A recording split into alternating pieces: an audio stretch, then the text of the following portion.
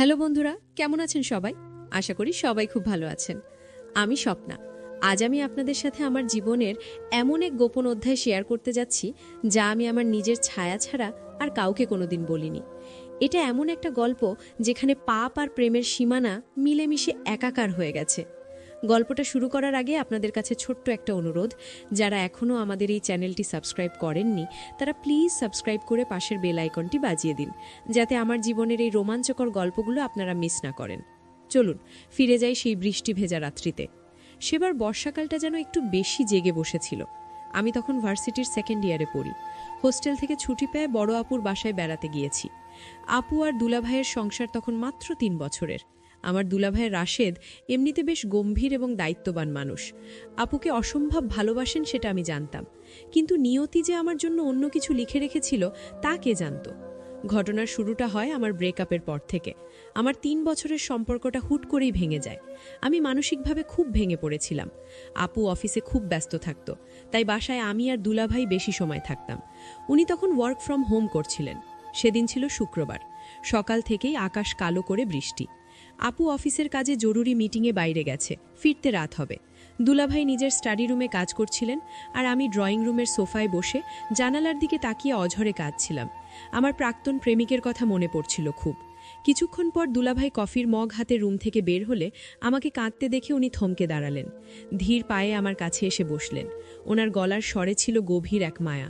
স্বপ্না, কি হয়েছে? তুমি কাঁদছো কেন? আমি ওনার দিকে তাকাতেই পারছিলাম না। কান্না লুকানোর চেষ্টা করে বললাম, কিছু না দুলাভাই, এমনি। উনি আমার কাঁধে আলতো করে হাত রাখলেন। সেই স্পর্শে কেমন যেন একটা বিদ্যুৎ খেলে গেল আমার শরীরে। উনি নরম গলায় বললেন, আমি জানি তোমার মন খারাপ। ওই ছেলেটা তোমার যোগ্য ছিল না। স্বপ্না, তুমি হীরা, ও কাঁচের টুকরোও না। ওনার এই কথাগুলো আমার বুকের ভেতর জমে থাকা কান্নাকে বাঁধ মানতে দিল না। আমি হু হু করে কেঁদে ওনার বুকে মাথা রাখলাম। উনি প্রথমে একটু হচকচিয়ে গেলেন, কিন্তু পরম মুহূর্তেই আমাকে দুহাতে জড়িয়ে ধরলেন। ওনার বুকের উষ্ণতা আমার কান্না ভেজা গালে এক অদ্ভুত শান্তি এনে দিচ্ছিল।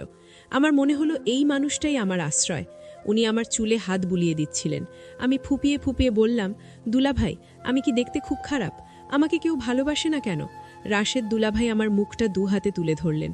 ওনার চোখে তখন এক অন্যরকম দৃষ্টি। সেই দৃষ্টিতে ছিল না বড় ভাইয়ের স্নেহ, ছিল এক পুরুষের মুগ্ধতা।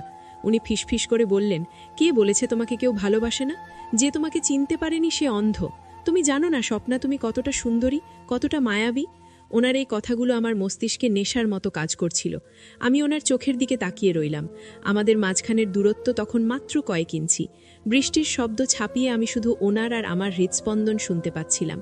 পরিবেশটা কেমন যেন ভারী হয়ে উঠছিল। আমি আবেগের বশে বলে ফেললাম, আপনি আমাকে ভালোবাসবেন দুলাভাই? আমাকে একটু আদর করবেন? আমার এই কথায় উনি যেন চমকে উঠলেন, কিন্তু সরে গেলেন না, বরং ওনার শ্বাস প্রশ্বাস ভারী হতে শুরু করল।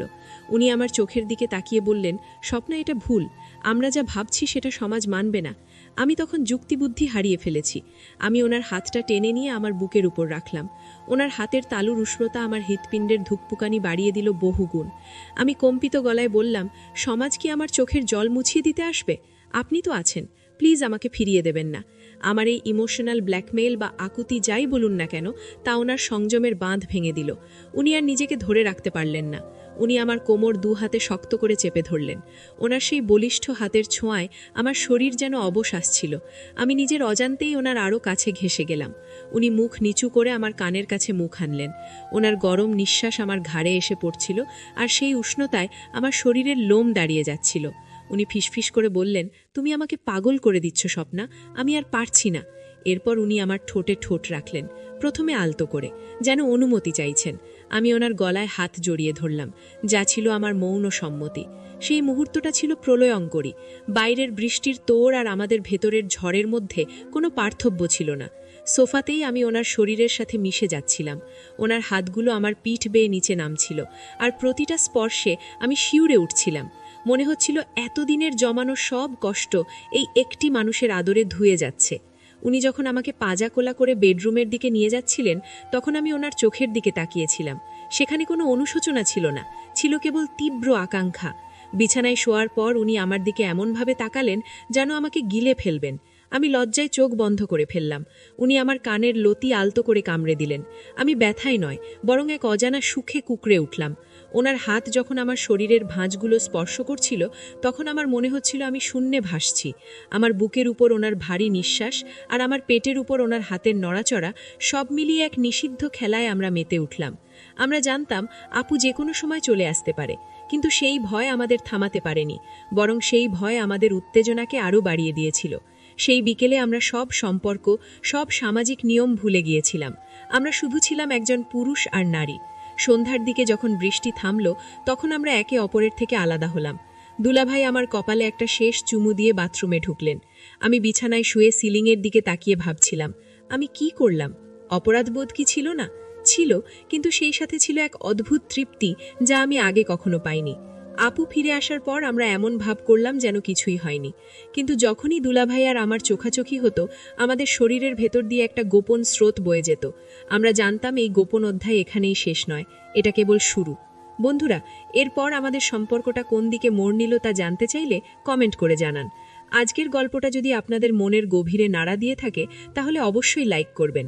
আর মনে রাখবেন, কিছু সম্পর্ক নামের ঊর্ধ্বে, কিছু আবেগ নিয়মের বাইরে। ভালো থাকবেন, দেখা হবে পরের গল্পে।